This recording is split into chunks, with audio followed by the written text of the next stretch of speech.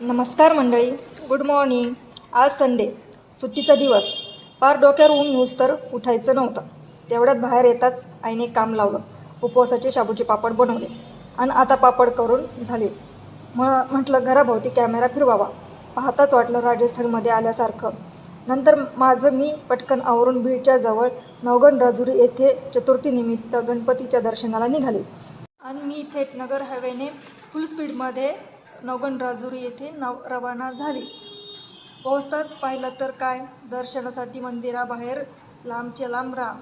मग मी रांगेत उभा राहून निवांत दर्शन घेतले, पेढा खाल्ला आणि आईसोबत मस्तपैकी एक सेल्फी काढला आणि वापस घरी निघायला.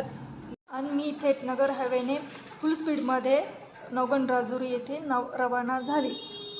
पोहोचताच पाहिलं तर काय, दर्शनासाठी मंदिराबाहेर लांबचे लांब रांग.